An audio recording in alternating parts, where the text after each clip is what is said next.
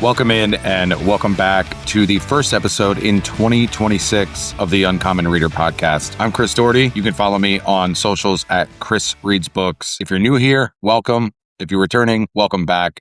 So excited to be back recording episodes for the podcast here in 2026. Season 1, a bit of an abridged season as we kicked off the podcast in late 2025, was a smashing success. We had really awesome guests on the show. We had a lot of great conversations, and we were able to continue our mission of pushing literature in places where it deserves to exist, approaching literature through the lens of study, which is what this podcast, this content, this mission that we have created is all about. You being here is a big part of that. I just want to thank you for listening. If you're on YouTube, thank you for watching. A couple quick housekeeping items. If you haven't yet, you can join the Patreon community for 50% off your first month in January. The link and the code to get your 50% off is in the description on YouTube and on Spotify. We had about 80 paid members join in December. It is awesome. The Discord is really popping off. So much great conversation and a lot of good folks who are here for the right reasons. They want to expand their reading journey, discover new works of literature that they can approach critically, intentionally, and curiously. So if that is something that you think you would enjoy and want to be a part of, you can certainly go ahead over to the Patreon using the link in the description and come on in. We would love to have you. So as we do with every show, we're going to kick things off with what I'm currently reading. I actually just finished my first book of 2026 today, which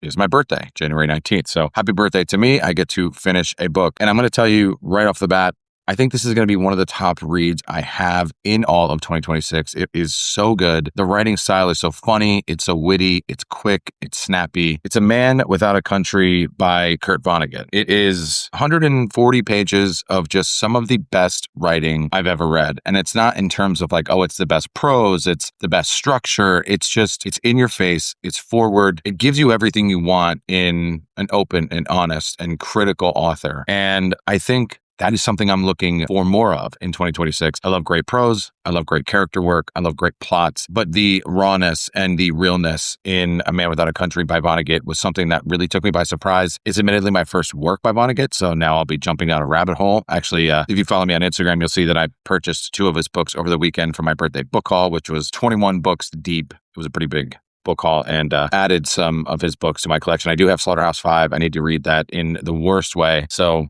comment on the video here. Let me know which one I should read first between that, Breakfast of Champions, Cat's Cradle, and Hocus Pocus, I think are the other books that I have by Vonnegut in my collection. There's just so much in A Man Without a Country that just like really stood out to me. Again, he's so funny. And he's just very forward with the things that he says. I'll probably put out an essay, long form video on YouTube in the next week or two about this. It's something that I just really, really enjoyed, want to talk more about. And started the year off with A Man Without a Country by Kurt Vonnegut. Nearly finished with another fantastic novel, and that is The Last Picture Show by Larry McMurtry. If you've read Hard Rain Falling, it's a period timepiece in 50s, 60s, small town Texas. Very character driven. There's a large cast of characters, but you're mainly following 2. It's just kind of, it talks about the decision making and the lives of people in small towns where nothing's happening. The town's going nowhere. If anything, the town's going backwards. It's really kind of just regressing more than it is progressing. Yeah, if you've read McMurtry, you know that his character work is fantastic. His dialogue is really great. And so The Last Picture Show, I'm reading this because it's the January book read for the book club. Also, I tried reading Lonesome Dove last year. I got about 230 pages in, and I didn't DNF it. I was just like, I have to come back to this at another time. And so I decided to pick up Last Picture Show last fall. And I was like, all right, I got to read this before I jump into something like Lonesome Dove. And so I'm going to do that and then hop back into Lonesome Dove and hopefully, finish that trilogy sometime this year. Next up is the first slow read of the year. So if you've been following me, especially on YouTube and on Patreon and also Instagram, you'll know that I recently have been talking about 2026 being the community's year of slow reading, where we're going to spend more time with less books. Most of them are going to be bigger books in 2026. And we kicked off in January with Effingers by Gabrielle Turgit, translated by Sophie Duvernoy, and it's published by NYRB. This is a multi-generational family saga. It takes place between like the 1880s and shortly after or just before the Second World War. The character work is really great. The chapters are like 4 or 5 pages long, so I think there's 150 chapters. And so you can see we're breaking it up into kind of 3 parts over the next 3 months. So we're going to read it through January, through February, and through March before we move on to Underworld by Don DeLillo. It's a fantastic book. A lot of folks in the club are really enjoying it. If you want to use the 50% off your first month to hop in and start reading the first book of the slow read for 2026, I think that would be a great time to do that. We haven't had our first group call yet. That is for the end of January, probably in about a week or so from this filming. And so would love to have you there. Would love to have you part of the discussion. It's something that a lot of people who joined are reading it and didn't maybe expect to like it or expect to get into it as much. It talks about how industrialism has really changed things in the setting that it is taking place in. It's really kind of upended a lot of the ways that people are living and making a living and the way that like wealthy families have established their dominance. And it's something that is really interesting. The writing is fantastic. And Duvernoy has done a really great job with the translation. I'll actually link an interview she did about her work on the translation. And I think not a lot of people understand the importance of translators. And I know that HarperCollins recently announced that they're openly admitting they're going to be using AI translators in the future. I think that is damning. I think it's disgusting. And yeah, I think translators are really important. So I'll make sure that you guys get the link for Duvernoy's interview. And I've actually tried to reach out to her to have her on the show to talk about Effingers, but haven't got a hold of her yet. So if you know Sophie Duvernoy and know how to get a hold of her, let me know. All right. Also reading My Struggle, book 1 by Karl Ove Knausgaard. This is just so fantastic. We're going to talk about Knausgaard later in the show as part of my top 5 predictions for 2026 related to books. My Struggle is a very provocative title if you understand the original language and what it translates to. Knausgaard just has the most beautiful writing. So this is how the book kicks off. And this is just some of the best writing, especially on the first page, I think I've ever read. For the heart, life is simple. It beats for as long as it can, then it stops. Sooner or later, one day, this pounding action will cease of its own accord, and the blood will begin to run towards the body's lowest point, where it will collect in a small pool, visible from outside as a dark, soft patch on ever-whitening skin. As the temperature sinks, the limbs stiffen and the intestines drain. These changes in the first hours occur so slowly and take place with such inexorability that there is something almost ritualistic about them, as though life capitulates according to specific rules, a kind of gentleman's agreement to which the representatives of death also adhere, inasmuch as they always wait until life has retreated before they launch their invasion of the new landscape, by which point, however, the invasion is irrevocable. The enormous hordes of bacteria that begin to infiltrate the body's innards cannot be halted. Had they but tried a few hours earlier, they would have met with immediate resistance. However, everything around them is quiet now, as they delve deeper and deeper into the moist darkness. So yeah, I mean, if that's how we're kicking the book off, you know that I'm going to stick with it. And I'm slowly working my way through this. Again, I've committed to just being more diligent about spending more time with less books. I'm annotating it. I'm taking a bunch of notes in the margins. I'm just really loving the prose, and I'm loving the way that Knausgaard is just putting everything out on the pages. It's meant to be like an autofiction. There's 6 books in total in the collection. It's about the death of his father. I'm to understand and kind of his upbringing and his life. And it's really, really powerful, even though I'm only about 50 pages in. I'm really enjoying it. And yeah, we're going to be talking about Knausgaard later in the show. I have a little bit of a thought on him for 2026. Last book I'm reading in January, King, A Life by Jonathan Eig. This is apparently one of the best biographies ever written. Have not heard one person that read this and said it was bad, said they didn't like it, said it was okay. Everyone that has read this that I've talked to has said it's absolutely fantastic. One of the best books they ever read, certainly one of the best biographies they ever read. And yeah, I think it's just something that I'm enjoying so far. I'm taking my time with this one. I'm not really tying myself to, okay, these are the books I committed to reading in January. These are the books that I started in January and am reading in January. But whether or not I finish them, that's not going to be how I roll in 2026. Like, I'm just going to read the books I want to read. I did read 42 books last year. I mean, it's the 19th. I just finished my first book. I'm just really enjoying slowing things down, being more intentional, being curious about what I'm seeing on the pages in front of me as I'm reading them, and just really committing myself to approaching literature with a little bit more of a studious mind, right? I mean, that was kind of what I started this whole thing for last year, and just want to kind of double down on that in 2026. So going to continue to do that. If I'm able to finish all of these books in January, great. If not, that's okay. I'm going to continue to read them at my own pace, enjoy the journey, and hopefully take a lot of great things out of all the books. So that's the reading update for January. Let me know in the comments what you're reading. I would love to hear it. I'm always up for discussions about books that I haven't read or books that I have read that maybe you see differently while you're reading it. Would love to have that conversation. So if you're watching on YouTube, just go ahead and drop it in the comment. Let me know what you're reading and what you thought of it. And if you think it's something that I would like, let me know. I'll certainly add it to my end list TBR, which seems to get bigger by the day. Don't tell my wife that, because she just is really struggling with the amount of books that I bought for my birthday and own overall. So, but we're not going to talk about that. This is a show where we're happy and not anxious about owning 1,200 books. All right. So kind of the core meat and potatoes of today's episode as we kick off 2026 is something that I've been thinking about over the last week or so. Some predictions I have for the book space in 2026, literature as a whole, content creation, stuff like that. Really, last year for me was kind of like my first full year in content creation. And so obviously you get caught up in a lot of like growing your community and, learning how to create content that is efficient and effective for the people that watch you. And this year I've kind of feel like I have my feet underneath me. I have a plan for the kind of content I want to create. So I came up with 5 predictions that some are data driven, some are kind of just, this is what I think is going to happen just based on where I feel things are in the book space. And these are 5 predictions for what I think is going to happen in 2026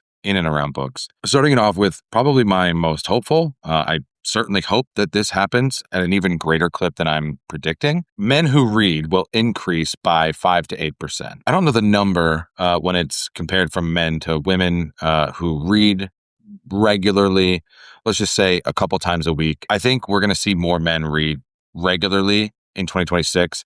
I think we're going to see more men approach reading as a hobby, as a way to get offline, as a way to be more intentional about their time. 5 to 8%, that's actually a lot. Like, that's actually a pretty big growth. You think about a business, like if you have a $200 million business and you want to grow your $200 million business by 5%, it becomes a relatively big number. And so again, I don't have the hard numbers about, how many men make up the current percentage of men who consider themselves to be regular readers. So 5 to 8% could be drastically high and just not attainable. But I think any sort of incremental growth with men considering themselves regular readers is a plus. So I'm all right shooting for the moon with that first prediction. Second prediction, audiobooks will continue to become more preferred method of reading. I recently read an article in Post. I'll put the picture of the article up. I believe it was the New York Times, talked about the preferred method of reading was audiobooks. Everybody's so busy. People are back in office now and traveling more. And so audiobooks have really become a, preferred method of ingesting books. I know my wife listens to a lot of audiobooks, when she's around the house or when we're cleaning or, when she's in her car, she listens to a lot of audiobooks. And so it's really not lost on me that traditional reading is not something that's for everybody. I think audiobooks are a great way for people to engage with literature. You think about a book like Dungeon Crawler Carl, you have a fantastic voiceover work there.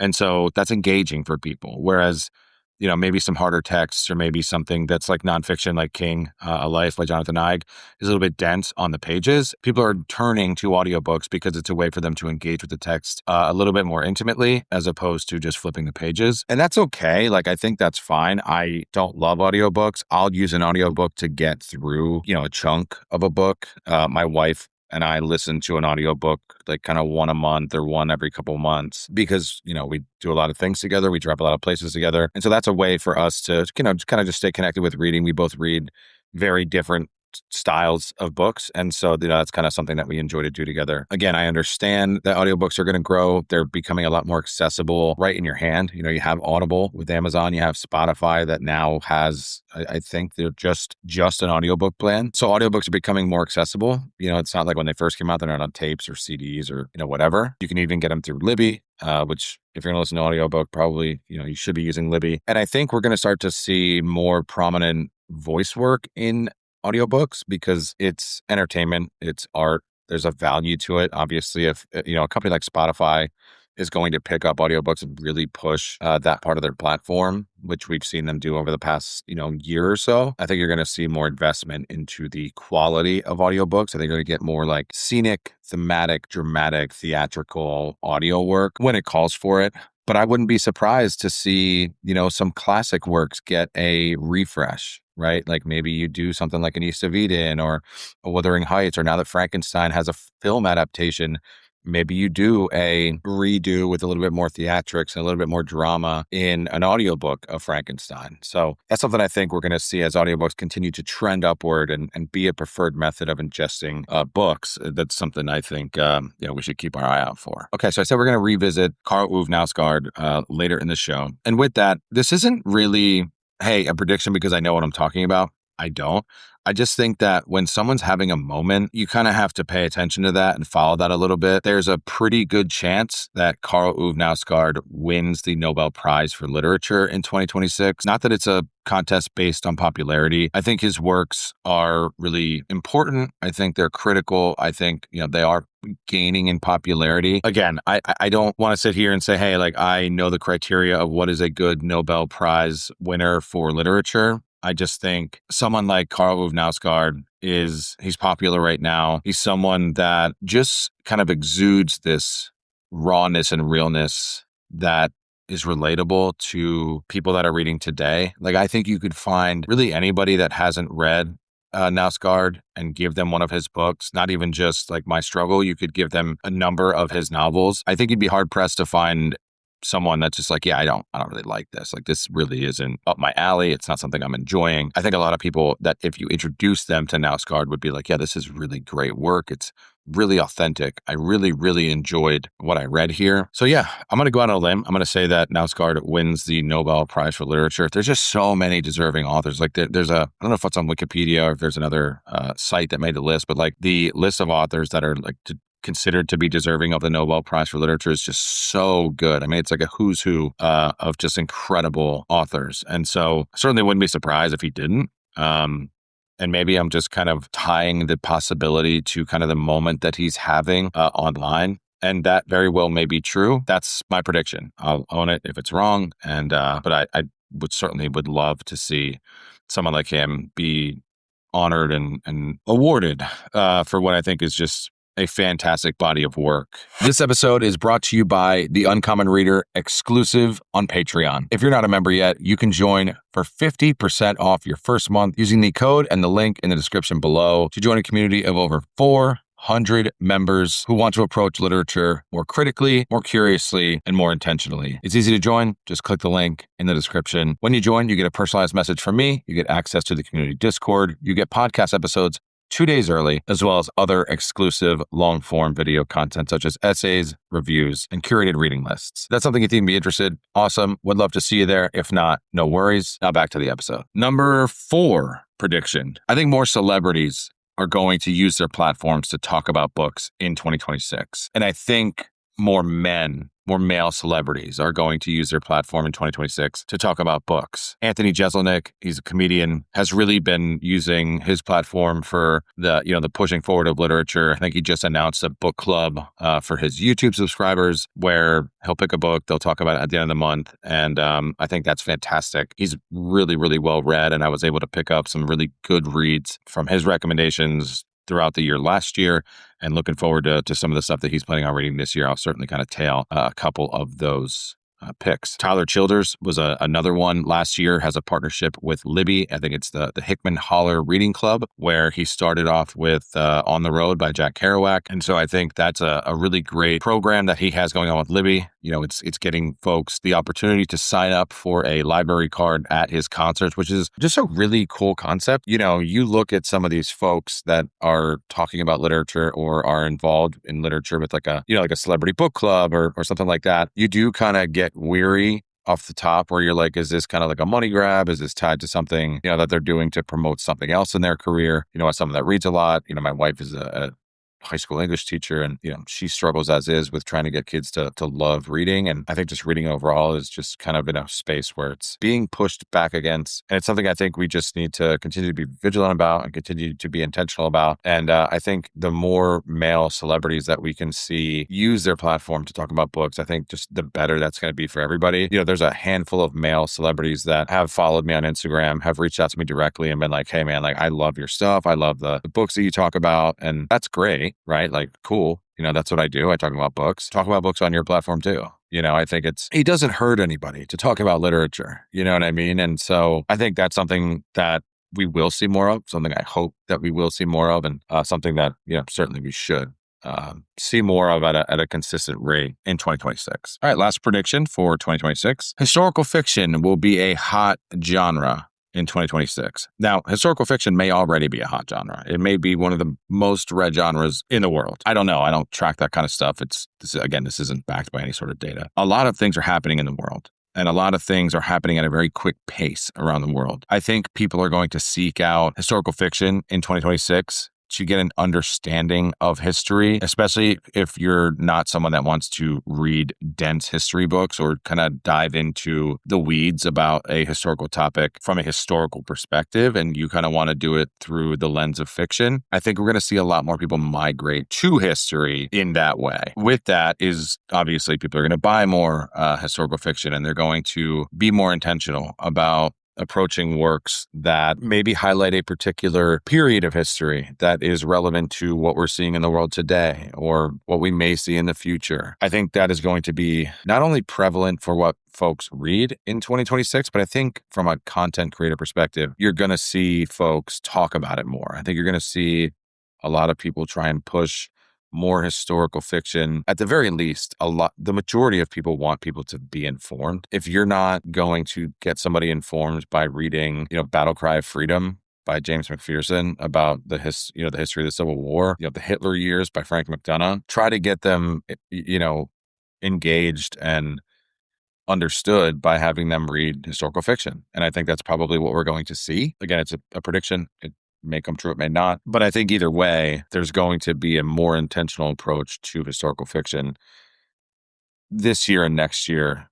Again, just my guess, than we've seen in previous years. Correct me if I'm wrong. And if historical fiction is like the most read genre, then okay. Then, maybe that just means my prediction's true and I can count it as being true, which I certainly wouldn't hate. I wouldn't hate to just tally one off the board right here in January. So those are the 5 predictions I have for 2026. I want to know in the comments if you're listening on YouTube and on Spotify. I think you can leave comments too. So if you're listening, leave a comment. What's your one prediction for 2026 in and around the book space? And really quick, if you're watching on YouTube, please be sure to like, subscribe, and click that notification bell. Be the first to be notified when new videos like this drop. And if you're listening on Spotify, please follow, like, and rate the show 5 stars. It helps the show grow, helps be seen by more people. And that's really what we want, is more folks to listen to the show as we carry on in 2026. So we're going to be doing some Q&As to end the show here. We have 5 questions, picked them from an assortment of questions from Instagram followers, as well as some folks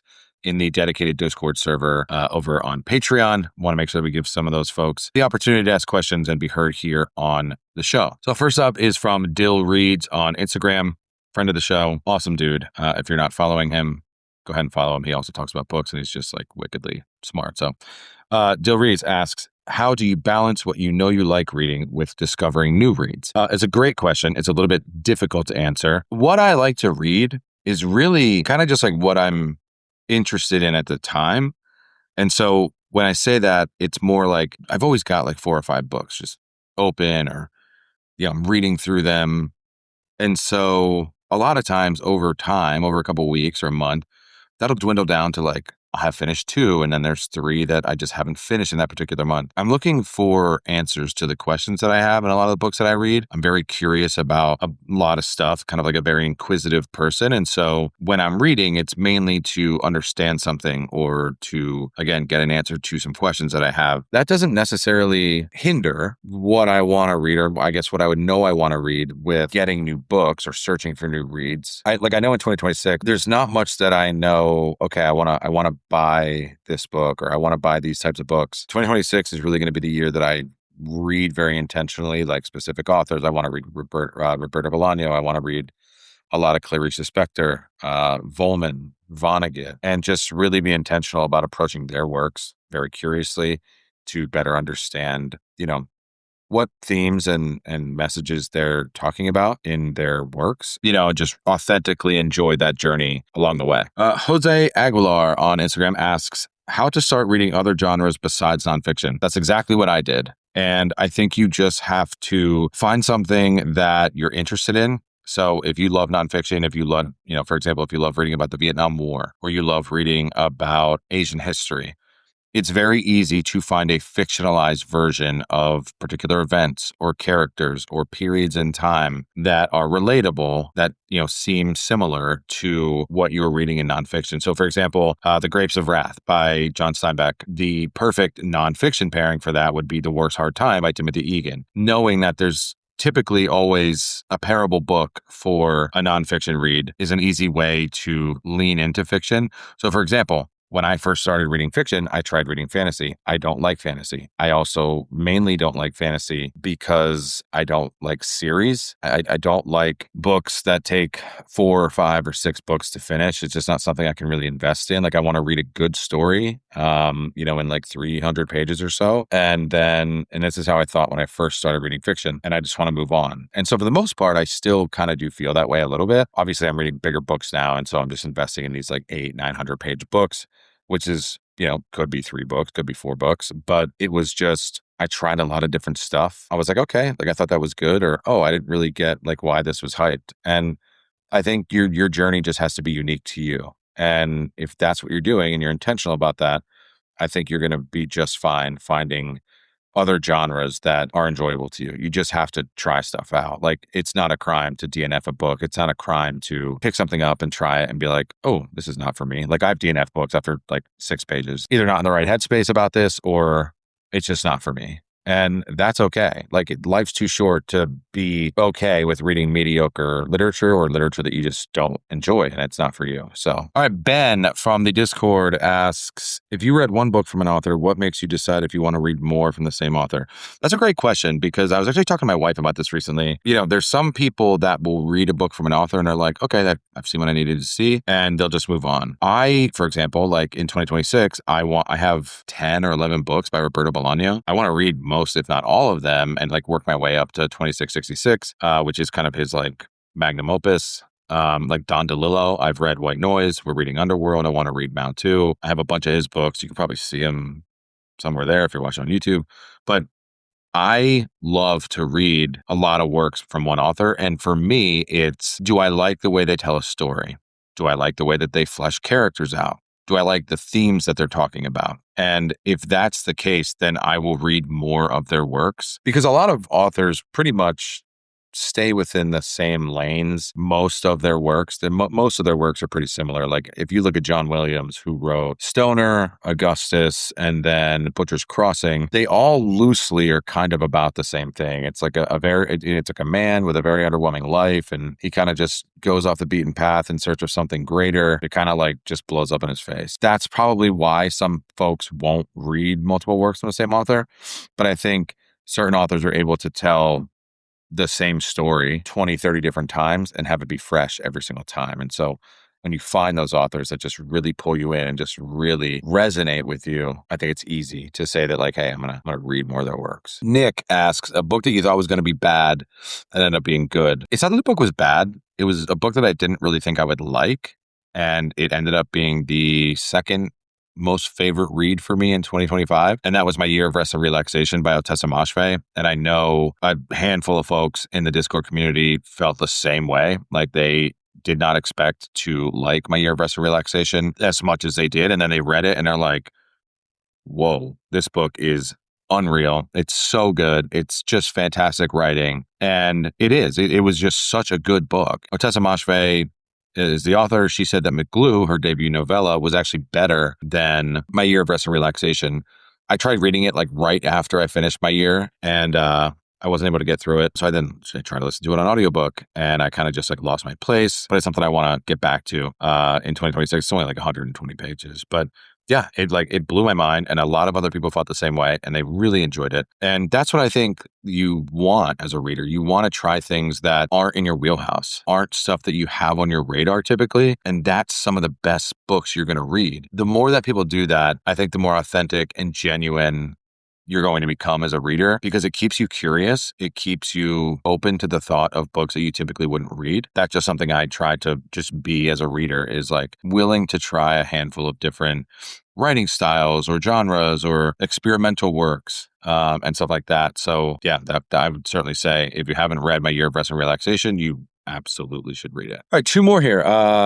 John Mack. John was actually one that read My Year of Rest and Relaxation and loved it. If you had to pick one book that represented or defined you as a reader, which book would you choose? That's a great question. Certainly consider saying My Year of Rest and Relaxation, just because of the self-deprecating nature that the main character has is something that is pretty relevant in my life. I'm very self-deprecating to myself. Yeah, that's interesting, because I'm looking at, I just put away all the books that I read. I would say Tinkers by Paul Harding. It's a book that takes place over 8 days, which just so happens to be the amount of time it takes for a hand-wound clock to run out. I think the concept of time and the meditative approach to what time is and the importance of time, and that's something that I think about constantly. It's something that I just am always revisiting and trying to redefine. Like, today's obviously my birthday. I'm 36. I used to feel very weird about getting older, and now I've kind of just come to a point in my life where,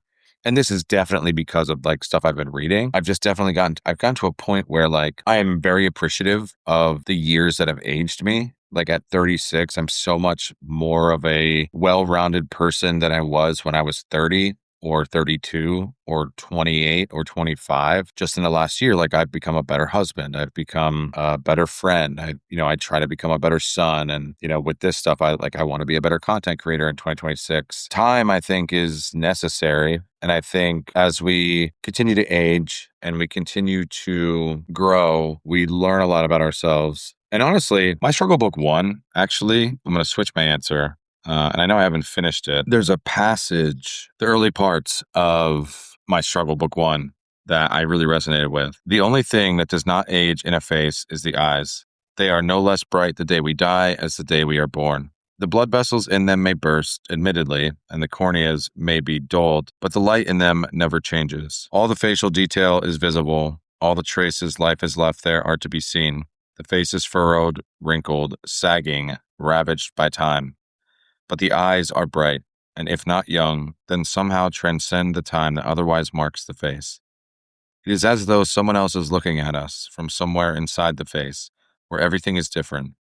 One can hardly be closer to another human soul. And then he goes on to talk about this Rembrandt painting that he saw, and it really stuck with him. And so the passage continues.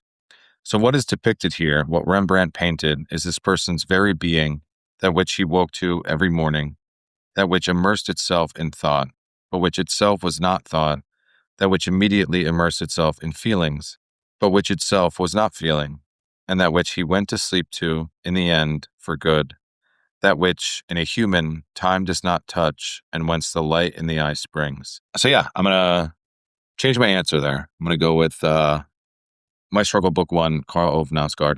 There's a lot of talk in there about like his relationship with his parents and his father, and how he felt in his friend groups at school that I can certainly relate to in a way. And it's just something that I feel very connected to this book, and it's just so good. I actually bought two of my good friends. They're also content creators, Sam and Josh. I bought this book for them for Christmas. I started reading it, and I'm like, okay, I just need people to talk to about this. And I think they've really enjoyed it, and it's just such a good book. It's so good. Our last one comes from Snackwave on Discord. How do you shop for books? Do you go in and pick things that look interesting, or do you go in with a list? I always have like a rolling list of kind of books I may be interested in purchasing. Where I live in particular does not have a good selection of bookstores. There is a pretty good used bookstore that purchases from some of the more indie publishers that I like. I'm also very blessed to be able to get books from publishers. I can pretty much reach out to a publisher and just say, hey, like, do you have a review copy that's available? Would love to have it. And thankfully, most of the time they'll say yes. I don't use that, I guess, perk very often. Yeah, if there was anything I really wanted, I would be blessed enough to probably be able to do that because of my content. So the Barnes & Noble next to my house, which is not next to my house, it's 35 minutes away, has some of the worst selection ever. And I just went to a Barnes & Noble down a couple hours away from home when I was on my birthday trip, and I could not believe the selection they had, which is a big reason why I came home with 21 books. I love used bookstores. I'll kind of be in these like weird cycles. Like I'm in this like 80s American literature, pre Second World War, like Russian literature kind of phases where I'm like, I want to read about this stuff. And so I'll look for like fiction books like that. I try to only buy when there's sales on stuff or when there's like used. And then if I can buy directly from the publisher, so like NYRB had a sale at the end of the year. Seven Stories had a sale to the end of the year. Open Letter, I think, has a sale right now. Anytime I can buy a chunk of books at a clip for like 30-40% off, I'm going to do it. There are times when I'll go in with a list. Like I'll say, okay, I really want to leave with these two books. I try not to though, because I absolutely hate being disappointed and I have no patience. Like I will just go home and buy it online. If like I leave the store without like the one or two books that I absolutely intended on going in to get and I don't come out with them, I have no patience. I'll just be like, all right, well, I'm buying them online. That's kind of how I purchase books. So this is the first episode for 2026. Thank you guys so much for hanging out. A couple quick action items before we head out. As I said at the beginning of the show, you can join the community over on Patreon for 50% off your first month. There's a code and a link in the description below me if you're on YouTube, and somewhere on the screen if you are listening on Spotify. We have some really cool interviews and discussions lined up with some authors, some other content creators that I know a lot of folks enjoyed from the first season of episodes, and I'm excited to get those recorded and out to you all. If there's anyone particular that you think we should have on the show or you think would be a great discussion to have, please let me know in the comments. We'll try to reach out to them and get them on the show. And yeah, just lastly, please, if you are watching on YouTube, subscribe, like, share this with somebody. And if you're listening on Spotify, would love if you could rate the show 5 stars. It does help the show grow and be seen by more people. Thank you guys so much for hanging out. We appreciate it. And we will talk to you very soon.